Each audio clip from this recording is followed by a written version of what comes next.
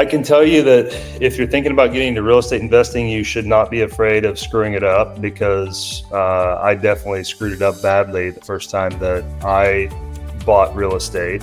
And I was in business school, but I mean, you don't really learn that stuff in business school, you know?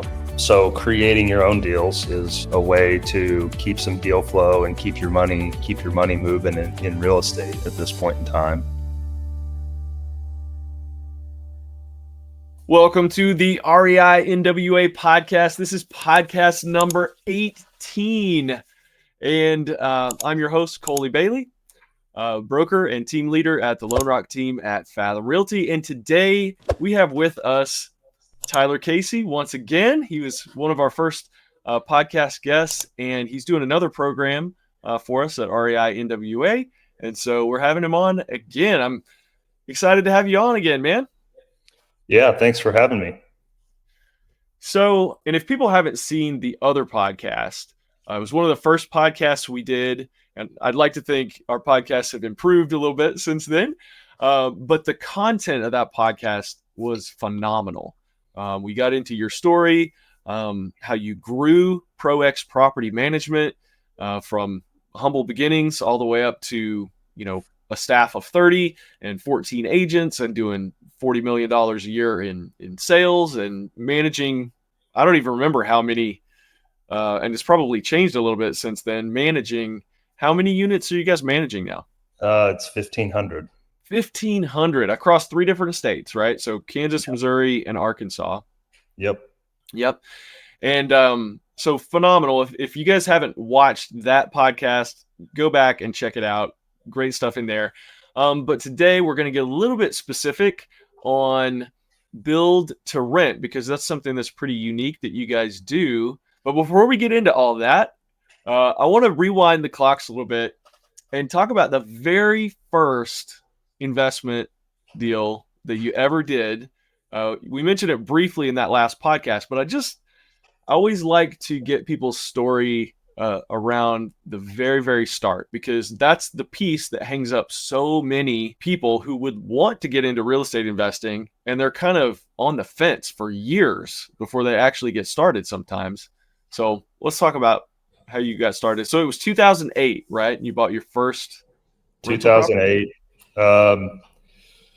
I can tell you that if you're thinking about getting into real estate investing, you should not be afraid of screwing it up, because I definitely screwed it up badly the first time that I bought real estate.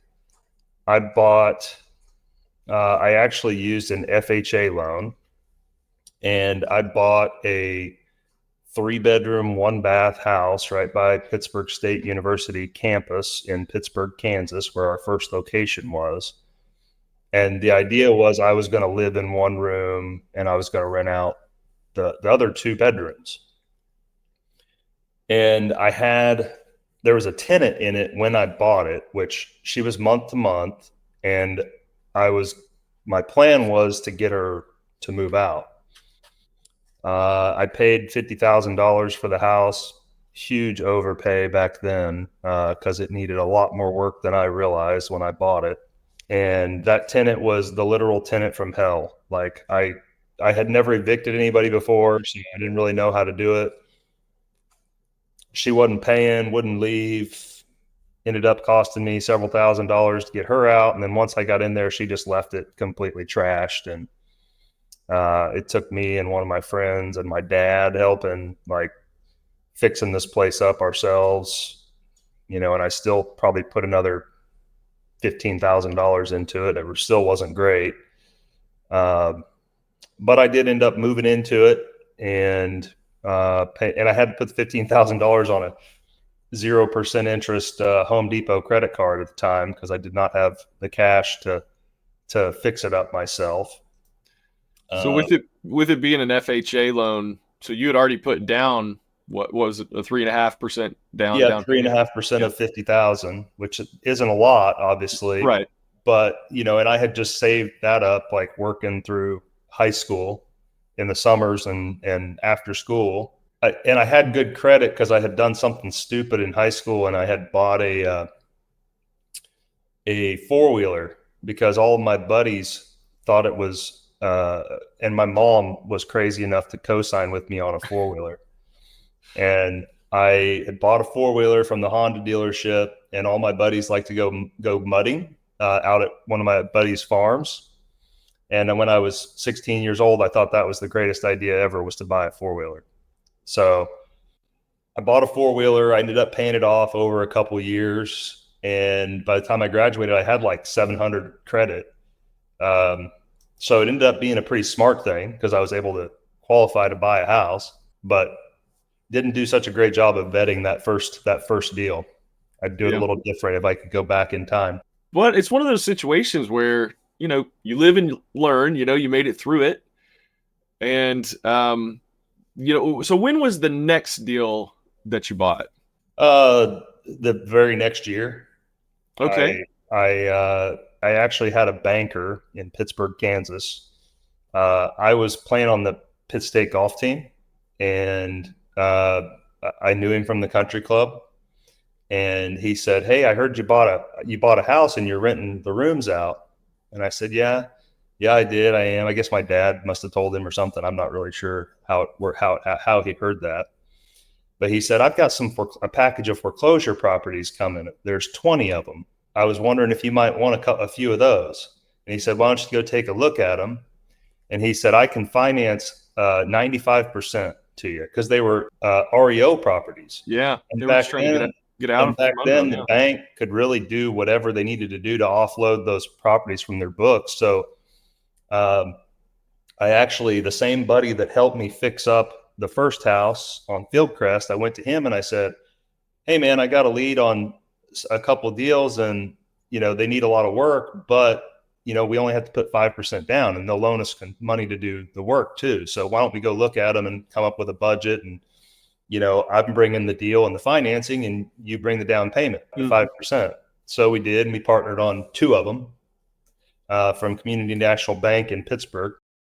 The banker was Joe Leake. We ended up buying like another package of 3 of them a year later because those worked out good, because we bought them really cheap, and him and I would go, I'd get done with school and golf practice and work. I was working part-time at the country club too. And it'd be 8:00 at night, and I'd meet Josh over at one of the houses, and we'd work until midnight or 1 a.m, fixing up those houses. And our girlfriends, which is my girlfriend then, is my wife now, Renee, would just come over and sit there and just like, you know, talk and hand us stuff when we needed it, you know, until all night long.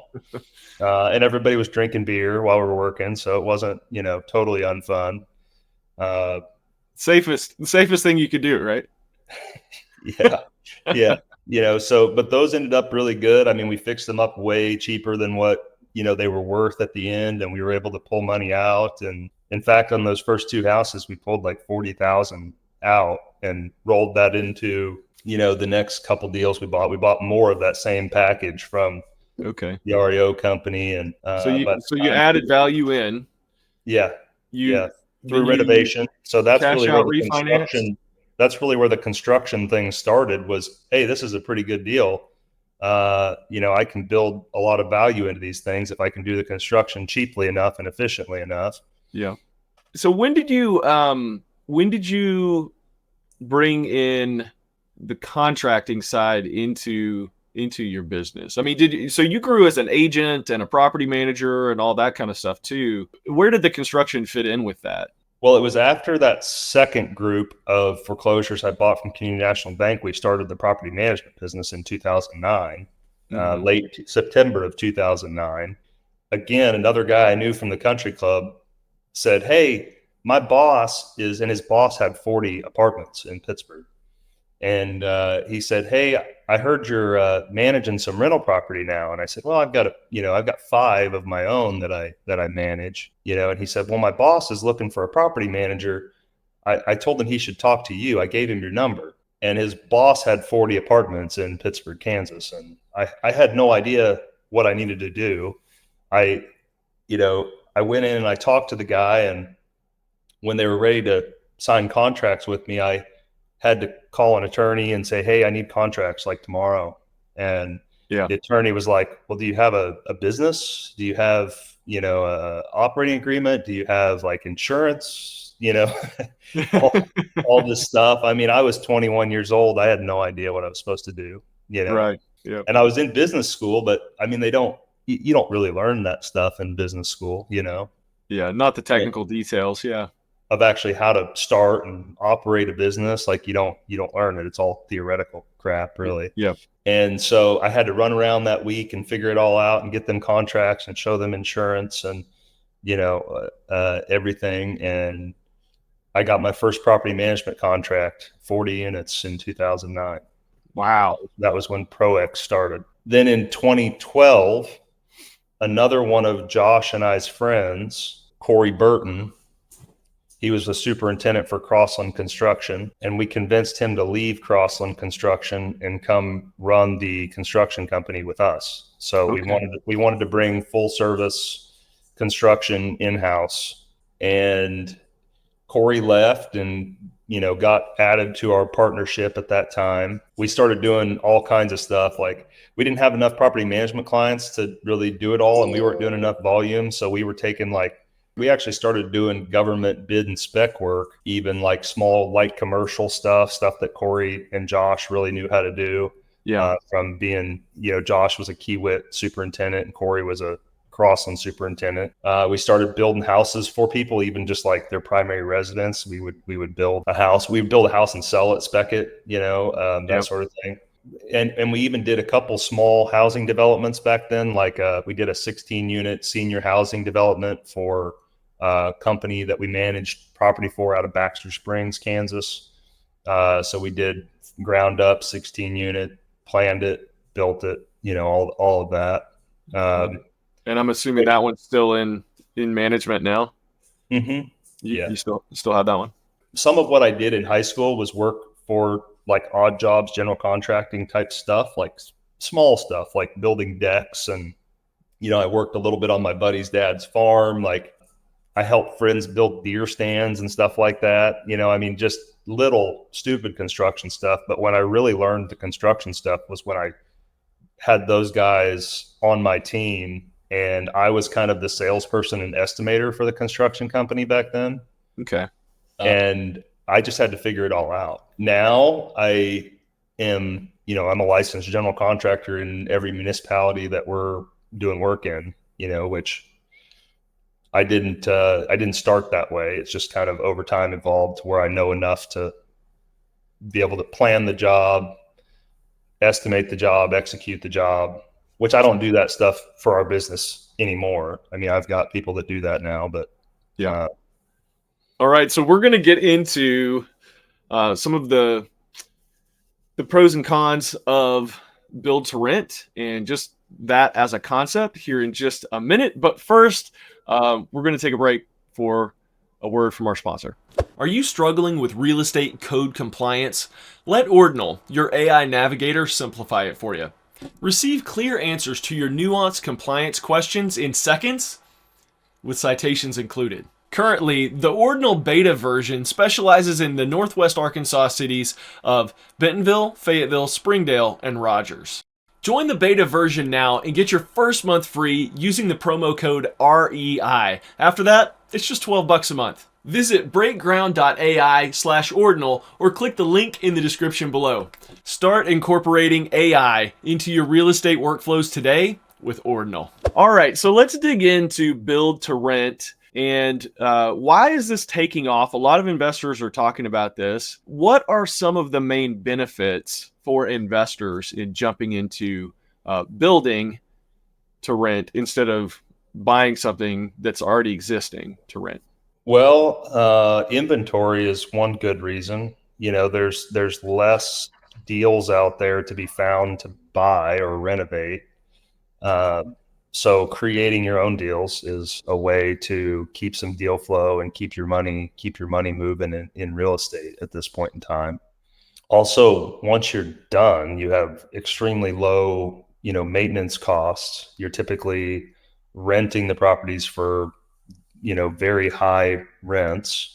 You're getting a high quality tenant pool. So those would be my primary benefits. I mean, And even the way that we do it for customers, like what it actually costs to build them versus what they are appraising for is significantly less. So you can build a spread in value right off the bat. That's another key benefit. Mm-hmm. So does that change the financing picture, right? So is that... It can. It depends what you do with the land. I mean, obviously you need to find land and you need to get a decent deal on the land and all that stuff first. But we've actually got the construction costs dialed in enough that we've kind of been able to maybe slightly overpay for some land to get it, and then still have enough of a spread that using the land as collateral, our clients aren't having to put down, 20% all the time to close those new construction deals. Okay. Yeah. So if there's enough of enough of a spread between build cost and what it ultimately appraises for, that definitely changes how much they need to bring in, right? At the end, as down payment. A lot of what we're doing, I mean, we've got we do have some bigger stuff going. Like we've got a 12-unit development going in Orinoco. That's 6 duplexes on one site that we actually did all the pre-development stuff, all the engineering, architecture, everything for the client. One of our agents actually just brought him the land deal. It was on the market, and he bought it. I didn't even know he was going to buy it. And then he was like, oh, by the way, you guys need to build 6 duplexes on this for me. So some of what we're doing is even just like infill lots in town. Most of it's in Joplin, Missouri, and Pittsburgh, Kansas, just because we're bigger in those locations than we are in Northwest Arkansas right now. So we've got more lead flow, and we're finding more of those deals, and we've got more clients finding more deals. But like on an infill duplex right now, where the site is pretty good shape, and you got utility hookups already there, take the land cost out of it, but, we're building them for around $100 a square foot for infill duplexes. So if you can find our 2 lots, and we've got some plans that fit on 50-foot wide infill lots that are really nicely laid out, 3-bed, 2-bath units that are each side's like 1,200 square feet, build these duplexes for like $240,000. Yeah. Obviously you have lot costs, but in Joplin, those have been like maybe 10 to 20,000, depending on the location. Oh, wow. And they've been appraising for, again, depending on the location, between $290,000 and $340,000. So, I mean, you can do the math. The bank on $290,000 is loaning you $238,000. So if it costs you $240,000 to build and you pay $15,000 for the lot, I mean, you're only out $17,000 to acquire that asset. Yeah. And then they're renting for $1,200 a month, and they're brand new. So your maintenance costs or CapEx are next to nothing for a while. Right. Now, does that also affect how you might do cost segregation for depreciation too? Since you actually have like what all the parts and pieces cost going into it, is that easier to segment for depreciation purposes? Yeah, I mean, if you were going to accelerate, you probably can't afford to pay a cost segregation analysis on a deal that small. Like it doesn't really make sense, because you're going to pay $3,000, $4,000 for that.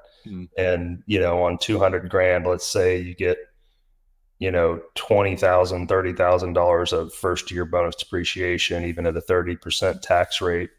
You're only saving basically what you're paying for the study. So you need an accountant who will kind of do the cost segregation for you custom, like with an Excel spreadsheet for a smaller deal like that, which I do. I mean, my accountants do that. So I would do a cost seg on a deal like that. But if you really want to take advantage of the bonus depreciation, it doesn't really make sense to pay for the study. And because the cost breakdown is very evident, and what you're paying for everything, it would make that easier. Okay. Just a thought I had. But like on that 6 duplex deal or the 10 duplex deal we're getting ready to start in Galena, Kansas, when you're in it $2 million or $2.5 million or whatever it is, and you go pay somebody $6,000 to do a cost seg, and it saves you $120,000 in taxes, it's a pretty obvious choice.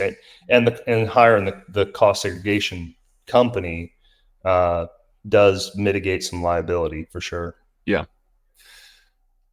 All right. Well, I think that's a good taste of the program coming up on Build to Rent. And by the way, that program is going to be on February 6th.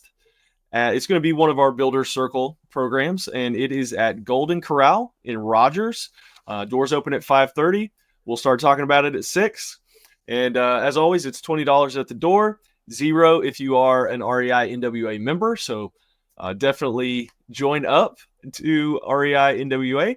And other than that, we'll see you there. I'm very excited about this one. I think it's going to be a good one. You're probably going to have some good questions come up at the end of it, and should have a good crowd out for it. Well, I hope they're not tired of listening to me yet, or you're not tired of talking to me yet. No, you have a wealth of knowledge. I don't think everybody has tapped that well and run it dry. I'm sure there's a lot to learn there. Well, thanks for joining us again, man, and I can't wait to see you then. Sounds good. See ya. All right. Thanks, everybody. We'll catch you on the next one.